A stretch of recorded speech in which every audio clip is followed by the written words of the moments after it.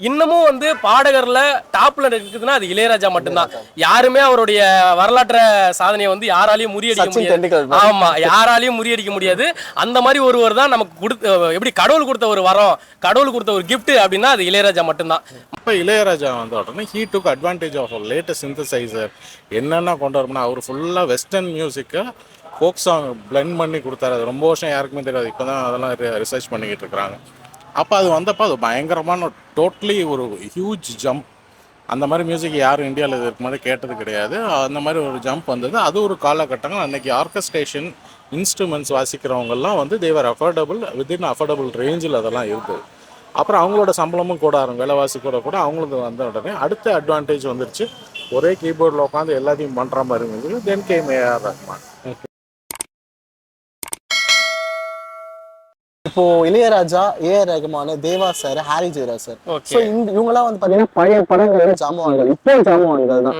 இப்ப இருக்க டேரக்டர்ஸும் ஆக்டர்ஸும் பாத்தீங்கன்னா பழைய மியூசிக் அப்ரோச் பண்றது, அவங்ககிட்ட அப்ரோச் பண்றது இல்லை. ஃபுல்லா இப்ப பாத்தீங்கன்னா ஏஆர் அனிருத் கிட்ட போறாங்க, ஜிவி பிரகாஷ் சார்ட்ட போறாங்க, தென் வந்து பாத்தீங்கன்னா ஹிப்ஹாப் தமிழா சார்ட்ட போறாங்க. ஏன் பழைய மியூசிக் டேரக்டர் அப்ரோச் பண்றது இல்லை?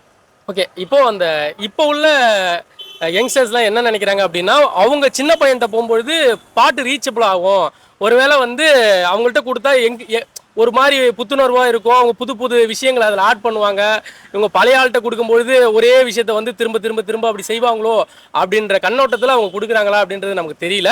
ஒருவேளை அதுவும் இருக்கலான்னு தான் நான் நினைக்கிறேன். என்னோட கருத்தை என்னன்னா, நான் படம் பார்க்க மாட்டேன் அந்த அளவுக்கு. ஆனால் இருந்தாலும் வந்து என்ன தோணுது அப்படின்னா, சின்ன பசங்கள்ட்ட கொடுக்கும்போது அந்த வேலையை சரியாக செய்வாங்க. முதிர்ச்சியான அவங்கள்ட்ட நம்ம கொடுக்கும்பொழுது திரும்ப திரும்ப திரும்ப ஒரே விஷயத்தையே அவங்க செய்வாங்க.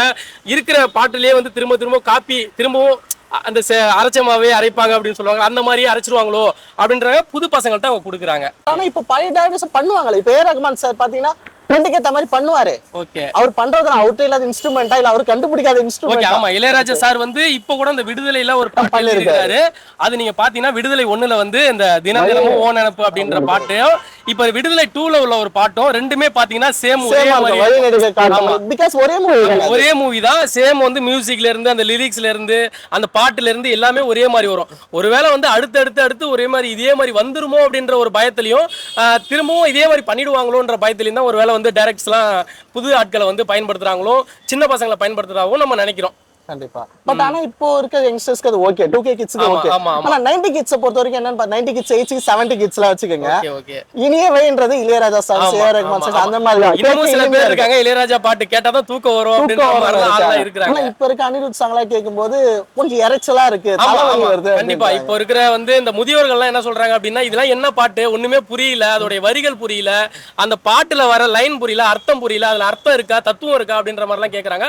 ஆனா அன்னைய காலத்துல வந்து இளையராஜா பாட்டு அப்படின்னா அதுல ஒரு அர்த்தம் இருக்கும், அதுல ஒரு சோகம் இருக்கும், அந்த பாட்டுல வந்து ஒரு வாழ்க்கை இருக்கும், அந்த பாட்டுக்குள்ள வந்து ஒரு வாழ்ந்திருப்பாங்க. அந்த டைரக்ட் அந்த பாட்டை பாடுற இளையராஜாவும் சரி, அதில் நடித்த ஹீரோவும் சரி, அதில் இருந்த இயக்குனர், அதை பார்க்குற ரசிகர்கள் எல்லாருமே வந்து அந்த பாட்டில் அது உள்ள ஆழ்ந்து போயிருப்பாங்க. அது நமக்காக தான் எழுதியிருக்காங்களா அப்படின்ற மாதிரிலாம் அதை நினச்சிருப்பாங்க.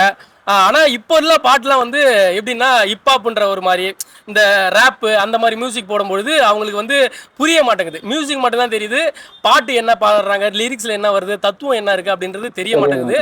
ஆனால் இருந்தாலும் வந்து இப்போ இருக்கிறவங்கள நம்ம பயன்படுத்தணும். கண்டிப்பா வந்து முதியோர்களை நம்ம பயன்படுத்தணும். இப்ப சீனாவிலேயே வந்து மிகப்பெரிய பாடகர்ல இவரும் ஒருவர், நம்ம இந்திய கண்டத்துல இவரும் ஒருவராக தான் இருக்காரு. அப்போ அந்த மெல்லிசை பாடகர் அப்படின்னு சொல்லுவாங்கல்ல, அந்த மௌன ராகம் மெல்லிசை அதுல மாதிரிலாம் இவர் வந்து அவரை யாருமே அடிச்சிக்க முடியாது அப்படின்ற மாதிரி. இன்னமும் வந்து பாடகர்ல டாப்ல இருக்குதுன்னா அது இளையராஜா மட்டும்தான். யாருமே அவருடைய வரலாற்ற சாதனையை வந்து யாராலையும் முறியடிக்க முடியாது. ஆமா, யாராலையும் முறியடிக்க முடியாது. அந்த மாதிரி ஒருவர் தான் நமக்கு எப்படி கடவுள் கொடுத்த ஒரு வரம், கடவுள் கொடுத்த ஒரு கிஃப்ட் அப்படின்னா அது இளையராஜா மட்டும்தான். மற்றபடிலாம் வந்து இருக்கிறவங்க எல்லாருமே வந்து உல்டா பண்றாங்க அப்படின்ற மாதிரி தான் எனக்கு தெரியுது. ஏன்னா அனிருத்தே வந்து ஒரு விமர்சனம் பண்றாங்க எப்படின்னா, திரும்ப திரும்ப திரும்ப திரும்ப அவர் வந்து காப்பி ரைட் மாதிரி பண்றாரு அப்படின்ற மாதிரிலாம் விமர்சனம் எல்லாம் பண்றாங்க. அது உண்மை என்னன்னு தெரியல, அது அவரோட வேலை. நம்ம குறை சொல்ற அளவுக்கு சொல்லியிருப்பாரு. நானே அப்பாவோட சாங்ல தான் வந்து நிறைய சாங்ஸ் பண்ணேன், சின்ன சின்ன இன்டர்வியூ பண்ணேன். அப்படி இருக்கும்போது அனிருத்தும் அப்படிதான் பண்ணிருப்பாங்க. ஏன்னா ஒரு எக்ஸாம்பிள் பண்ண முடியாதுல்ல, ஒரு எடுத்துக்காட்டா நம்ம பண்ணிக்கலாம். அது தவறு இல்லை, அதே ரிப்பீட் பண்றது தப்பு. ஆமா, நம்ம இருக்கிறதே வச்சு உல்டா ஓட்டிக்கிட்டு இருக்குது, அது தவறு. ஒருவேளை புது விஷயங்களை எடுத்து செய்யும் பொழுது ஒருவேளை இருக்கிறதே வச்சு ஆட்டிட்டு இருக்காங்களா அப்படின்றது நமக்கு தெரியல. கண்டிப்பா இருக்கிற மியூசிக் டைரக்டர் எல்லாமே எல்லாமே வந்து புது புது விஷயங்களை கொண்டுட்டு வரணும். இன்னும் வந்து எனக்கு தெரிஞ்சு என்ன அப்படின்னா பாடல்கள்ல வந்து புரட்சியா வந்தா நல்லா இருக்கும் அப்படின்னு நான் நினைக்கிறேன். ஏன்னா வந்து பாடல்கள் எப்பயுமே வந்து லவ் சாங்கு, சேடு இப்படியே போகும்போது இளைஞர்கள் ஏற்கனவே சரக்குலாம் போட்டுட்டு இப்படியே போயிட்டு இருக்கிறாங்க. அவங்களுக்கு வாழ்க்கை நடைமுறை என்ன, அந்த படங்கள்லயும் சரி பாட்டுலயும் சரி சில அரசியல்கள் பேசணும் அப்படின்னு நான் நினைக்கிறேன். உங்களுக்கு மனமார்ந்த ரொம்ப பிடிச்ச பாட்டு இல்ல பிடிச்ச இசையமைப்பாளர்னா அது யாரு?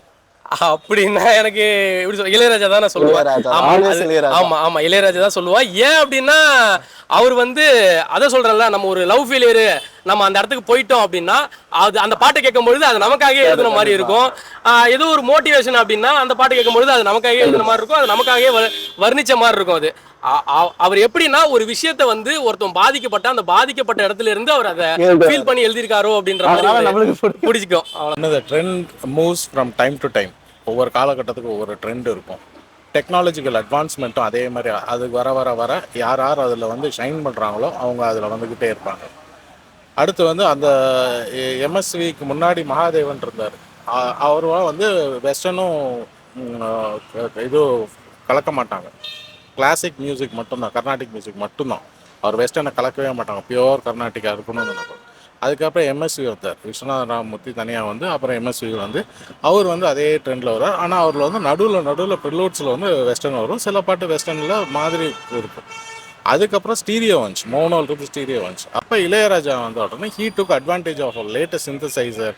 என்னென்ன கொண்டு வரணும்னா அவர் ஃபுல்லாக வெஸ்டர்ன் மியூசிக்கை ஃபோக் சாங் பிளெண்ட் பண்ணி கொடுத்தாரு. அது ரொம்ப வருஷம் யாருக்குமே தெரியாது, இப்போ தான் அதெல்லாம் ரிசர்ச் பண்ணிக்கிட்டு இருக்கிறாங்க. அப்போ அது வந்தப்போ அது பயங்கரமான டோட்டலி ஒரு ஹியூஜ் ஜம்ப். அந்த மாதிரி மியூசிக் யாரும் இந்தியாவில் இதுக்கு மாதிரி கேட்டது கிடையாது. அந்த மாதிரி ஒரு ஜம்ப் வந்தது. அது ஒரு காலகட்டங்கள். அன்றைக்கி ஆர்கஸ்ட்ரேஷன் இன்ஸ்ட்ருமெண்ட்ஸ் வாசிக்கிறவங்கெல்லாம் வந்து தேவர் அஃபோர்டபுள், வித்தின் அஃபோர்டபுள் ரேஞ்சில் அதெல்லாம் இருக்குது. அப்புறம் அவங்களோட சம்பளமும் கூட ஆகும், விலைவாசி கூட அவங்களுக்கு வந்த உடனே அடுத்த அட்வான்டேஜ் வந்துருச்சு. ஒரே கீபோர்டில் உட்காந்து எல்லாத்தையும் பண்ணுற மாதிரி இருந்தது. Then came AR Rahman. அதுக்கப்புறம் அப்படியே வர வர வர அடுத்து வந்து இன்னும் நிறைய அட்வான்ஸ்மெண்ட்ஸ் வந்துட்டனால அடுத்து மக்களோட ட்ரெண்டு மாறிட்டே வருது.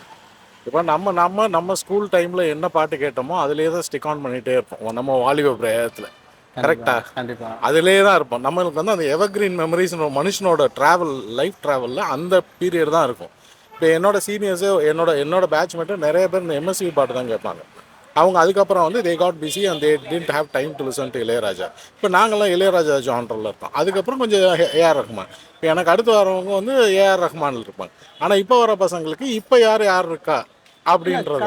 ஆனால் வந்து அப்போதைக்கு ட்ரெண்டுக்கு ஏற்ற மாதிரி அப்போ மியூசிக் போட்டாங்க ஏஆர் ரஹ்மான், இளையராஜா. அது இன்னொன்று இப்பவும் பண்ணியிருக்கலாம்ல. இல்லை பண்ணலாம். ஆனால் அந்த படங்களோட கதைக்களங்களை பார்த்தீங்கன்னா எல்லாமே கிராமம் சார்ந்தது. அந்த மாதிரி நிறைய சப்ஜெக்ட்ஸ் இருந்துச்சு. அதை அப்ளை பண்ணுறதுக்கூடிய ஒரு கேன்வாஸ் இருந்தது. ஸோ அதில் அப்ளை பண்ணி எடுக்க முடிஞ்சது இருந்தது. இப்போ இருக்கிறது வந்து கதைக்களமே மாறி இருக்கு. கதைக்களமே மாறி இருக்கு. இப்போ வர கதைகளில் ரொம்ப ஆழம்லாம் கிடையாது, எல்லாமே சிட்டி பேஸ்டு தான் கதைகள். அதுக்கு என்ன மியூசிக் வேணுமோ அதை காலத்துக்கு தகுந்த மாதிரி என்ன சொல்லுவாங்க, பாப்கார்ன் மியூசிக்லாம் சொல்லுவாங்க. அது ஒவ்வொரு காலத்துலேயும் ஜம்ப் ஆகி வர்றது தான். அது இந்த ஜான்ருக்கு இப்போ சொல்ல முடியாது. இப்போ அடுத்த ஜென்ரேஷன் வந்து வேற ஒன்று லைக் பண்ண ஆரம்பிச்சிட்டாங்கன்னா டோட்டலாக டிஃப்ரெண்ட்டாக போகிறதுக்கு வாய்ப்பு இருக்குது. கட்டாயம் அது மாறும். ஆனால் அதிகமான கேட்ட பாடல் யாரோட இசையில கேட்டு? இளையராஜாவோட பாடல். இளையராஜா சாங். இப்போ நீங்க ரீசெண்டா மிஸ் பண்றீங்கன்னா எந்த ஒரு மியூசிக் டைரக்டர் மிஸ் பண்றீங்க, அகைன் வந்து பண்ணா நல்லா இருக்கும்னு நினைக்கிறீங்க? அடுத்து வந்து இதுல கிரியேட்டிவிட்டி ஃப்ளோவும் இருக்கு. அது ஒரு சீசன்ல வந்து அந்த மியூசிக் டைரக்டருக்கு நல்ல அந்த கிரியேட்டிவ் ஃப்ளோ இருந்துகிட்டே இருக்கும். அப்போ பிஸியாக இருப்பாங்க. சக்ஸஸில் இன்னும் பூஸ்ட் பண்ணும் அவங்கள. அந்த பீரியட் அவங்களுக்கு அந்த மார்க்கெட் உழுகுது அப்படின்றத சேஞ்ச், வேற ஒரு புதிய மியூசிக் கேட்டோன்னே மாறி போகிறாங்க இல்லையா, அதுக்கப்புறம் இவங்களுக்கு அந்த லெவல்ஸ் எல்லாமே இதாயிரும். Today even I miss Ilaiyaraaja, but that is impractical. ஒரு பாட்டு இங்கே வடபழனியில் போட்டுக்கிட்டு இருந்தது வந்து இங்கே குணப்பக்கத்தில் போட்டுக்கிட்டு இருந்த பாட்டை வந்து இப்போ போய் எங்கேயோ யூரோப்பில் போய் தான் சிம்பனி வச்சு தான் அதை ரெடி பண்ண வேண்டியதாக இருக்குது. ஆனால் அவ்வளோ உயரிய இசையே எளிமையாக கிடச்சிக்கிட்டு இருந்துச்சு நம்மளுக்கு அப்போ தெரியலை. இப்போ அதே மாதிரி பண்ணணும் டு ரீக்ரியேட்னா அது அப்பாரட்டஸே வேறு. அந்த மாதிரி கதை இருந்து அந்த மாதிரி ஒரு மியூசிக் டிமாண்ட் பண்ணக்கூடிய படம் இருந்தால் அப்படி ரெண்டு மூணு படங்கள் நாங்கள் வந்து பார்த்தேன். இப்போ நம்ம வந்து பார்த்தீங்கன்னா இளையராஜா சாங்ஸ் எப்பயோ போட்ட மியூசிக்கை இப்போ நம்ம கேட்டுட்டு இருக்கோம். ஏஆர் ரஹ்மான் சார் எப்பயோ போட்ட மியூசிக்கை இப்போ கேட்டுட்டு இருக்கோம். இப்போ வந்து அனிருத் போகிறது, இப்போ ஜி பிரகாஷ் போகிறது இன்னும் ஒரு 20 வருஷம் கழிச்சு நம்மளால கேட்க முடியுமா? நம்ம கேட்க மாட்டோம். சரி, நம்மளுக்கு அடுத்து வர சந்ததிக்காச்சும் கேட்க முடியுமா நான் கேட்கறேன். கேட்பாங்க. ஏன்னா அவங்களுக்கு அந்த மெமரியோட அதோட ஸ்டக் ஆகிடுவாங்க. அப்புறம் அவங்க they get busy in life. அவங்க வேலைக்கெல்லாம் போக ஆரம்பிச்சிட்டாங்கன்னா அவங்க அதோட ஸ்டக் ஆயிடுவாங்க. இல்லை மேபி அடுத்த ஜான்ரை கொஞ்சம் டச் பண்ணிவிட்டு அதோட நிறுத்திப்பாங்க. அதை சேவ் பண்ணி வச்சுட்டு அதே தான் லைஃப்லாம் கேட்டுகிட்டே இருப்பாங்க. அவங்களுக்கு அது பெருசாக இருக்கும். இப்போ என் பையன் ஸ்கூலில் படிக்கும்போது நீங்கள் ரீசெண்டாக மூவிலாம் பார்த்துருக்கீங்களா? கொஞ்சம் இப்போ அதில் வந்து பார்த்தீங்கன்னா அனிருத் போட்டிருப்பாங்க, ஜிவி பிரகாஷ் போட்டிருப்பாங்க. ஸோ அதில் வர சாங்ஸை நீங்கள் கேட்டு பிடிச்ச மாதிரி இருக்கா, என்ஜாய் பண்ணியிருக்கீங்களா? அது வந்து ரன்னவே ஹிட்ஸ்ன்னுவாங்க. அந்த மாதிரி அந்த டைமுக்கு வந்துட்டு அந்த டைமுக்கு போயிடும்.